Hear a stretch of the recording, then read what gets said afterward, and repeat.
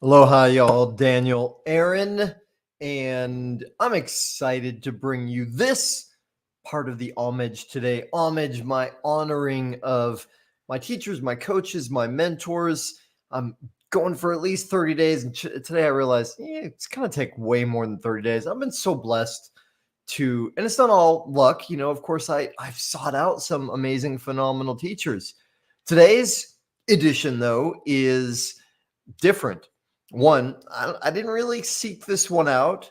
Two, I'll give a disclaimer because the person I'm about to tell you about and the person that I was then no longer exist, right? So that's in part to say, gosh, there's a part of me that's reluctant to share some of this with you. So good. That's a new level of freedom for me. And the reason I'm doing this 30 days plus of homage to my teachers, I recently came out of the closet on the level that while I was ordained as a minister 31 years ago, I never used the title.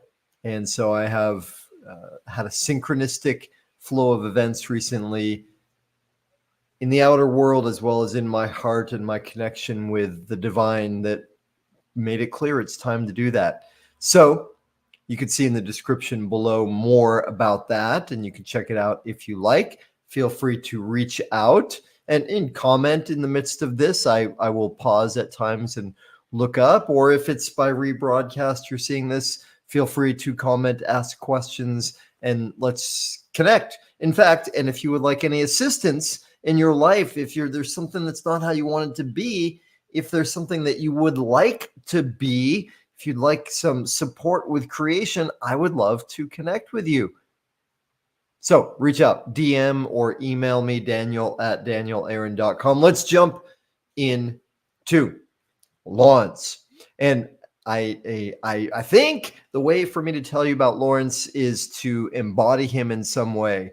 And for some reason, when my daughter was very small, I started playing different characters with her. I'm not a professional actor. However, I did my best to, as I will do now, channel Lawrence. Now, Lawrence is from Nolans, and I met Lawrence. I'm gonna speak as if I am Lawrence. Lawrence was in New Orleans, and Daniel, he was come down there, and he was hanging out, and so we was hanging out sometimes and stuff. That's what he would say if it was polite company. He would say and stuff. But normally Lawrence would be talking like this, and then he pause and go and shit. And pretty much every sentence that Lawrence said was and shit. And Lawrence was a black-skinned man, kind of a Creole thing, and he had the little dreadlocks when I knew him like that. And I know it's a bit confusing. I'm speaking like Lawrence, and I'm speaking about Lawrence all at the same time. I hope you forgive me with that. So when I met Lawrence, it was a peculiar period in my life. I had, not long before that, wrecked my car, and I should have died. Like 12 ways I should have died. I went to New Orleans for Mardi Gras with the idea probably maybe stay to Jazz Fest. I went there with somebody who was a close friend. We drove together in a VW bus, old school hippie style. A couple days after we got there, he left with the girl that I was so in love with. Big drama. He also left me his bus. He felt guilty. So suddenly I'm living in New Orleans. And, I was, 21, 22. I had very little money, but a little bit. But, it didn't matter. I was freewheeling. And I got a job working at Muddy Waters, one of the coolest bars in New Orleans, coolest music venues in the world.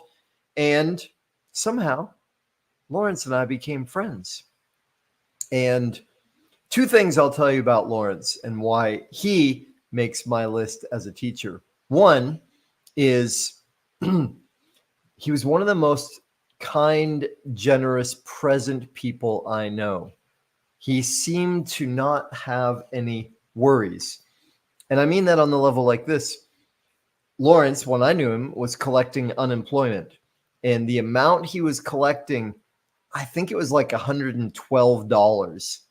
A week. Yeah, got a weekly check, something like that. Or I forget how it worked. However, it was Tuesday was the day he got paid, and he would say to me, "Come on, let's go get my money." I was like, "All right, let's go get your money." So we go downtown somewhere, and we'd get his money, and he'd be like, "All right, let's go out." And we'd go out drinking, and Lawrence would buy everything. And every Tuesday he would spend every penny that he got. He lived with his parents in uptown New Orleans. And so for the rest of the week, he had no money, and that was just fine by him. Interesting. His generosity, though, that even though that was all he had, he always gave it away. That impressed me. I wasn't like that at that point in my life. Then here's the other thing I noticed about Lawrence. We went to a big deal sort of costume ball thing once, and it was a big thing. And when I left New Mexico to go to New Orleans, I happened to have been working in New Mexico with a psychonaut who was also a creator of psychedelic substances. So when I left, he gave me this tin of little chocolate drops that were LSD.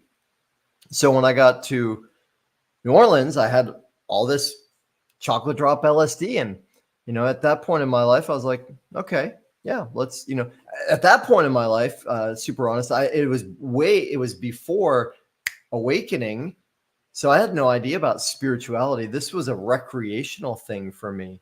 However, there were some factors to that. Anyway, I'll leave that aside. We go to this costume party ball thing, and it's the perfect time to have some of this LSD.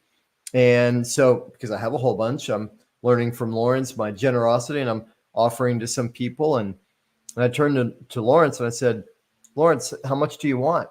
Now, in case you don't know anything about LSD, typically 1 dose is really strong, big deal. A lot of people don't do that. 2 is like super strong, crazy. Lawrence looked at me and he goes, well, I'll take how much ever you give me and shit. And that blew me away. Like, one, he had no fear. And also maybe no wisdom. I don't know. I can't say. But what I noticed is I'd never experienced that before. So I only lasted in New Orleans maybe 2 months. And that was at a point in my life when, just having a good time was the thing. And so I drank a lot of alcohol when I was there. I did, as I said, other substances. And after about 2 months, I got to get out of here. Like, I could just feel the city pulling me down, debauchery, right? And I appreciate that time in my life and Lawrence, because it gave me an experience of what it's like to really go for it in that world of partying and drugs and alcohol. And I pretty quickly learned that not for me. So I will leave it there. I hope this has been entertaining. If Lawrence, if you are seeing this, thank you, my friend. I hope you are doing beautifully. I learned a lot from you, and I appreciate you. And y'all watching, I appreciate you too. Aloha.